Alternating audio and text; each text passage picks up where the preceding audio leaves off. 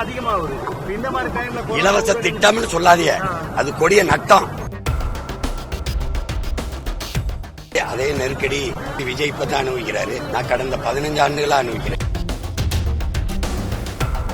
இல்லைன்னு தெரியலடா மடையா நிறுத்துறான்னு சொல்லணும்ல. எப்படி எப்படி பாரு, இது ஒரு கொடுமை தம்பி, கொடுமை இல்ல. அதே அதே அதே நெருக்கடி இன்னைக்கு இல்ல, இப்ப தம்பி விஜய் இப்பதான் அனுபவிக்கிறாரு. நான் கடந்த 15 ஆண்டுகளா அனுபவிக்கிறேன். நான் பேச ஏதாவது கேட்டா எங்க மக்கள் நடமாட்டமே இருக்காதோ அந்த சந்துக்குள்ள கொடுத்துருவாங்க. எங்க யாருமே இல்லை இங்க பேசிட்டு போன்ற மாதிரி. அது இன்னைக்கு தானே அவர் அனுபவிக்கிறாரு. நான் நீண்ட காலமா அனுபவிச்சுட்டு வரேன். எனக்கு பழகிடுச்சு. உங்களுக்கு புரியுது? நமக்கு இருக்கிறது அரசாங்கம் இல்ல, அது ஒரு வியாபார கூடம். நீங்க புரிஞ்சுக்கணும். ஏன்னா நீங்க தலைவர்களை தேர்வு செய்யறது இல்ல, வியாபாரிகளை. நீங்க எப்பவுமே நீங்க பாருங்க, மார்ட்டின் லூதர் கிங் சொல்றான், உன் நாட்டின்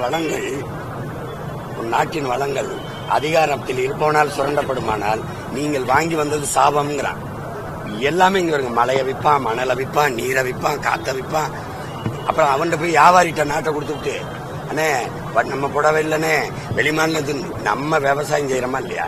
அப்போ பொங்கலுக்கு அரிசி நம்மள்ட்ட கரும்பு இருக்கா இல்லையா? வெள்ளம் இருக்கல, குஜராத்ல இருந்து எதுக்கு வாங்கிட்டு வந்தீங்க? இப்ப நாங்க கேட்கற தம்பி, நீங்க கவனிங்க. குஜராத்ல இருந்து அரிசி வெள்ளம் வந்துச்சு. ஏன் நம்மகிட்ட அரிசி இல்ல, நம்மகிட்ட வெள்ளம் இல்ல? அப்போ இங்க இருக்கிற விவசாயிட்ட வாங்காம அங்க போய் குறைச்ச விலைக்கு வாங்கி வந்து இங்க கொடுக்கறது. அப்போ இது என்னன்னா, இது மாதிரிதான் இந்த பட்டுல வேற மாநிலங்க தரக்குறைவான பட்டை கொண்டு வந்து நம்ம இனிமே காஞ்சிபுரம் பட்டுனாவே அதுக்கு மரியாதை எல்லாம் போயிடும். இந்த கலப்பு வரும்போது அந்த பட்டு ஒண்ணும் தரமா இல்லைன்னு, அது நம்ம பட்டு இல்ல. ஆனா உங்களுக்கு புரியுதுன்னு நினைக்கிறேன். அதனால நீங்க இனிமேலாவது ஒரு நல்ல தலைவரை தேர்வு செஞ்சு அவன்கிட்ட நாட்டை கொடுக்க பாருங்க. தரகர்கிட்ட கொடுத்துறாதீங்க, தரகர்கிட்ட புரோக்கர்கிட்ட கொடுத்துறாதீங்க. இலவச திட்டங்கள்லாம் அதிகமா வருது. இந்த மாதிரி டைம்ல இலவச திட்டம்னு சொல்லாதீங்க, அது கொடிய நட்டம். அத போய் திட்டம்ங்கிறீங்க. தம்பி, மோசமான ஏமாற்று. எப்படியாவது மக்களுக்கு பசப்பு இனிப்பு வார்த்தைகளை சொல்லி இலவசங்களை கொடுத்து மயக்கி இந்த வாக்கை பறிக்கிறது. உங்களுக்கு எதுக்கு இலவசம் கொடுக்குறான்? நல்ல ஆட்சி கொடுக்கணும்னு நினைக்கிறவன் அதை செய்ய மாட்டான். நல்ல ஆட்சி கொடுத்தவன் இதை தர மாட்டான். அப்ப நீங்க ஏமாத்துறா இல்ல.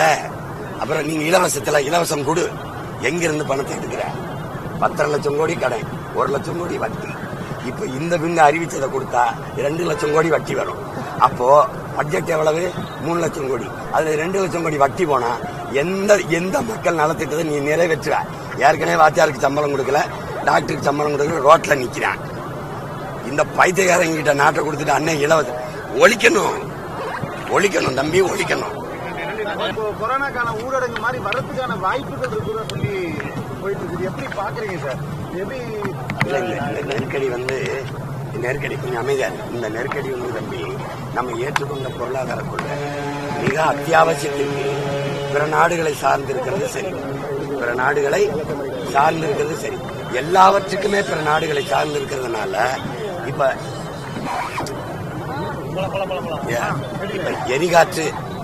எரிகாற்று வந்து நமக்கு அவசியமா இருக்கு. அதுக்கு இன்னொரு நாட்டை சார்ந்திருக்கும். எரிகாற்று எத்தனை லட்சம் டன், எத்தனை கோடி டன் வேணாலும் நம்ம தயாரிச்சுக்க முடியும் மாட்டு சாணத்துல, ஆட்டு கழிவுல, மாட்டு கழிவுல. அதையே நம்ம செய்யல. எதுக்கு? அரபு நாட்டை நம்பி இருந்தோம். அவன் அமெரிக்காக்காரனுக்கு அவனுக்கும் போர் நடக்கும்போது நம்ம தலையில குண்டு விழுது.